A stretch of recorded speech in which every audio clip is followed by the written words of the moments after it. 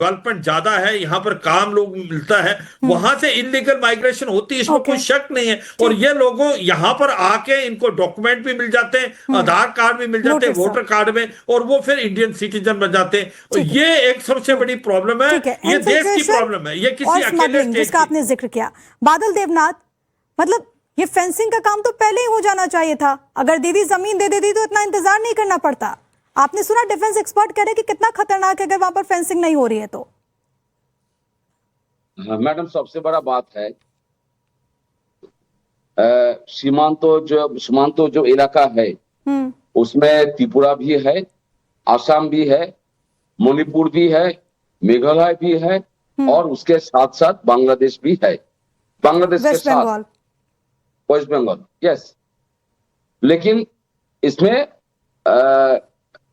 इन्होंने जो बताया 4,500 किलोमीटर तक जो काटातार नहीं है, उसमें सेंट्रल गवर्नमेंट बार बार कहते हैं 525 किलोमीटर क्या 585 किलोमीटर उन्होंने मांगा था जमीन वेस्ट बंगाल सरकार से। मैं उससे पहले कहूंगा आपको, जब त्रिपुरा से या 1947 के बाद कोई भी इलाका में काटातार नहीं है, या इसके पहले जमीन मांगने के लिए कोई भी सेंट्रल गवर्नमेंट या यूपी गवर्नमेंट, मनमोहन सिंह का गवर्नमेंट, अटल बिहारी वाजपेयी का गवर्नमेंट, या नरसिम्हा गवर्नमेंट, राजीव गांधी, इंदिरा गांधी का गवर्नमेंट, तो ऐसे किसी राज्यों को मांगा था जो आप जमीन दीजिए, मुझे काटातार देना है। पहला नंबर।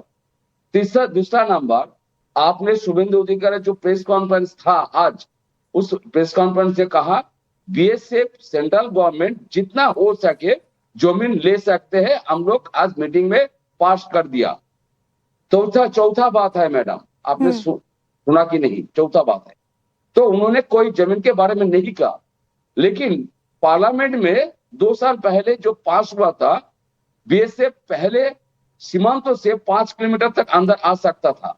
उसके बाद अमित शाह जी ने, होम मिनिस्टर, उन्होंने 15 किलोमीटर। लेकिन बादल जी, चलिए ठीक है, आप जो फैक्ट रख रहे हैं, ऐसा नहीं कि पहली बार फेंसिंग हो रही है, इससे पहले ही फेंसिंग हुई है, कभी ऐसी चुनौती नहीं आई है, इस बार चुनौती आ रही है। ये 15 सालों में अगर ये काम पहले ही कर दिया जाता तो ऐसी दिक्कत नहीं होती। आपने सुना नहीं मैंने क्या बोला? नहीं, मैंने आपकी बात सुनी, मैंने जो आपसे सवाल पूछा आपने उसका जवाब नहीं दिया। नहीं सुना, मैंने सुना सर, मैं आपसे पूछ रही हूँ कि अगर पहले जमीन दे दी जाती। मैंने आपको क्या बोला, आपने सुना नहीं? नहीं, मैंने आपकी पूरी बात सुनी है, लेकिन जो मैंने सवाल पूछा आपने उसका जवाब नहीं दिया। थोड़ा इसलिए पढ़ा लिखा करना चाहिए, थोड़ा पढ़ा लिखा करना चाहिए। नौकरी मिल गया, ठीक है। मैंने जो आपसे सवाल पूछा आप उसका जवाब नहीं दे रहे, आप मुझे ज्ञान दे रहे हैं। मैंने आपसे सिंपल सा जवाब मांगा है, सिंपल सा जवाब मांगा है। आपने कलकत्ता हाईकोर्ट का जजमेंट सुना? आपने कलकत्ता हाईकोर्ट का जजमेंट सुना? कलकत्ता हाईकोर्ट ने क्या फटकार नहीं लगाई ममता सरकार जब थी तब? क्या कलकत्ता हाईकोर्ट ने फटकार नहीं लगाई कि 128 किलोमीटर जमीन में से सिर्फ 8 किलोमीटर जमीन क्यों दी गई है? क्या दीजिए कि मैंने गलत कहा?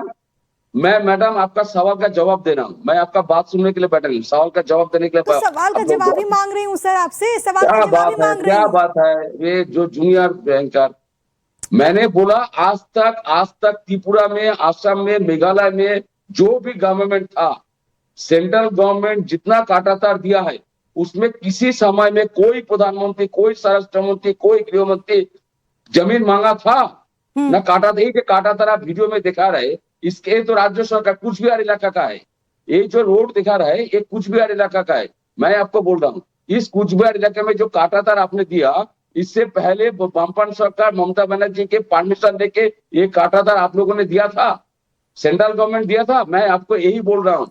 ठीक है, आपने मेरा ज्ञानवर्धन कर लिया, आपने पश्चिम बंगाल का ज्ञानवर्धन कर दिया, पश्चिम बंगाल की जनता ने जवाब भी दे दिया। लेकिन निखिल प्रसून जरा जवाब दीजिए, वो कह रहे हैं कि आज तक आपने क्या दूसरी सरकारों से, जहां जहां बॉर्डर लगते हैं, दूसरी सरकारों से जमीन मांगा है क्या? पश्चिम बंगाल में ही क्यों? देखिए, ये सबसे बड़ी बात है कि सबसे पहले तो मैं पश्चिम बंगाल सरकार के मुख्यमंत्री को बधाई दूंगा और धन्यवाद दूंगा कि उन्होंने जो एक तरह से पश्चिम बंगाल और राष्ट्रीय सुरक्षा को अपनी प्राथमिकता में सबसे ऊपर रखा, जैसा कि हमने पहले ही पश्चिम बंगाल और देश की जनता से वादा किया था। तो इस घोषणा का मैं जोरदार स्वागत करता हूं। और जो आपने सही कहा कुछ सेकंड्स में हो गया, उसमें सालों लगा दिए गए। और मैं समझता हूं कि जहां तक इनके प्रश्न का सवाल है तो प्रश्न ही बेमानी है। आपने कहा कि 2217 किलोमीटर की जो सीमा है उसमें 1647 किलोमीटर की फेंसिंग हो चुकी है, 570 बिना फेंसिंग के है और उसमें 113 में कर नहीं सकते हैं, तो 457 के आसपास किलोमीटर जो है उसमें तो फेंसिंग की जा सकती है, लेकिन सरकार ने जमीन नहीं दी है। त्रिपुरा का बॉर्डर का आप बात करें, त्रिपुरा में कम से कम 856 किलोमीटर में मैंने कहीं चेक किया कि उसमें कम से कम 775 किलोमीटर में फेंसिंग हो चुकी है त्रिपुरा में। मेघालय और असम वगैरह में घुसपैठ जो है सो बंद हो चुका है। और क्योंकि केंद्र और राज्य के बीच में सहयोगात्मक रवैया है। देखिए, बीएसएफ को राज्य पुलिस का सहयोग चाहिए और राज्य पुलिस का मनोबल जो है सो वहां के राज्य सरकारों पर निर्भर करता है। वो कोई घुसपैठिया घुसता है, वहां पर किसी गांव में जाता है, एक नया आदमी आया, वहां का पटवारी है, वहां का थानेदार है, उन सब यहाँ पूरा सिंडिकेट चलता था। 10-10 जो जिले हैं ना, उसकी जनसांख्यिकी में आमूलचूल परिवर्तन हो गया डेमोग्राफी में, क्योंकि उनको इंटीग्रेट करके वहां तृणमूल का सिंडिकेट उनको जाली आधार कार्ड राशन कार्ड दे करके उधर भेजता था। तो ये समूचा तंत्र जो है उसे ध्वस्त करने में समय लगेगा।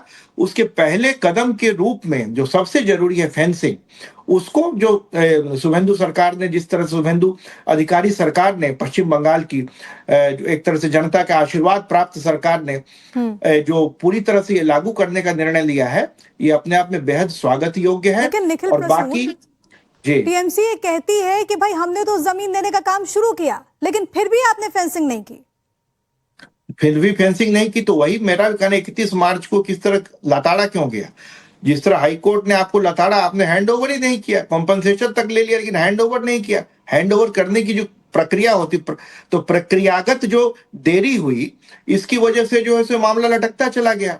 क्योंकि आप देखिए, केंद्र की किसी योजना को आप लागू नहीं करते, चाहे किसानों की योजना हो, आयुष्मान भारत हो, उसी के तत्वावधान में सुरक्षा से संबंधित जो सबसे बड़ी परियोजना थी जो फेंसिंग की, उसको आपने अटका करके रखा। तो जब एक लैंड बॉर्डर किसी तरह फील्ड इधर से उधर जाना ही, तो खुला बॉर्डर है, इतनी चर्चा होती घुसपैठियों की, हर जगह जहां भी आतंकवादी घटनाएं होती हैं उसका कोई ना कोई सरगना यहाँ नॉर्थ या 24 साउथ परगना में मिलता है। तो इसका कारण ये है, उसके पहले स्टेप के तौर पर हमने जो वादा किया था, तो एक तरह से राज्य सरकार ने जिस तरह से सुरक्षा के साथ समझौता किया इससे पहली वाली सरकार ने, उसकी पोल कलई खुल चुकी है, इसमें कोई कानूनी बाधा नहीं थी। और अगर राज्य सरकार में थोड़ी भी एक सुरक्षा के प्रति संवेदनशीलता होती तो ये काम बहुत पहले हो गया। मैं आपको चर्चा में लाना चाहूंगी। अभी आपने सुना बादल देवनाथ को मुझे ज्ञान दे रहे थे, लेकिन सर हमारे दर्शकों के लिए जरा आप बताइए कि जब किसी स्टेट में बॉर्डर जब उसका किसी और देश से लगता है, कितना इंपॉर्टेंट है लोकल सरकार का, लोकल गवर्नमेंट का सपोर्ट होना केंद्र के साथ फेंसिंग के लिए और ऐसे तमाम चीजों से निपटने के लिए।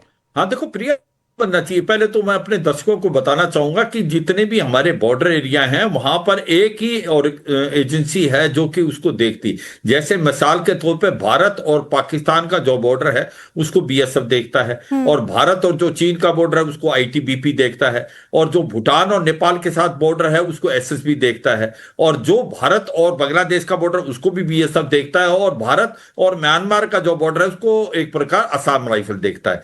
क्योंकि इसको भी बीएसएफ देखता है, तो बीएसएफ को लैंड को अक्वायर करके कंपनसेशन सेंट्रल गवर्नमेंट देती है, क्योंकि हम सेंट्रल गवर्नमेंट के अंडर आते हैं। वो की प्रतिक्रिया जो है उसको मदद करने के लिए सिविल एडमिनिस्ट्रेशन है। सिविल एडमिनिस्ट्रेशन अगर ऑपोजिशन की वो देती नहीं है, क्योंकि जो बात कर रहे हैं हम 570 के किलोमीटर का इलाका रह रखा है वेस्ट बंगाल में, और ये पहाड़ी और जंगली नहीं है, ये प्लेन इलाका, इसमें इन्फिल्ट्रेशन होना बहुत आसान है। और उसका जो 456 किलोमीटर हो सकता है, 112-13 किलोमीटर जो रिवराइन टेरेन है उसके अंदर फेंसिंग नहीं, उसके तरीके हैं। कहने का मतलब है कि ये समझने के बाद कि भाई सबसे ज्यादा प्रॉब्लम भारत और बांग्लादेश में इन्फिल्ट्रेशन की है, इलीगल माइग्रेशन हो रही है, यहां से कैंटल फेंसिंग हो रही है, ड्रग्स आ रहे हैं। अगर आप ये सोचें प्रिया, अगर भारत कर रहा है तो बांग्लादेश क्यों नहीं कर रहा है? क्योंकि बांग्लादेश को तो प्रॉब्लम है नहीं ना, ये भारत से तो कोई बांग्लादेश जाता नहीं, ये सब के सब भारत में इसलिए आते हैं। यहाँ पर भारत की जो इकोनॉमिक डेवलपमेंट ज्यादा है, यहाँ पर जॉब मिलती है, और यहाँ पर इनको लिया जाता है, और इनको फिर आधार कार्ड और वोटर कार्ड देके इनको इंडियन सिटीजन बनाया जाता है। तो सच्चाई ये है कि ये सिक्योरिटी पॉइंट ऑफ व्यू से बहुत ही भयानक चीज है, इसको जल्दी से जल्दी हमें फेंसिंग करना है। अभी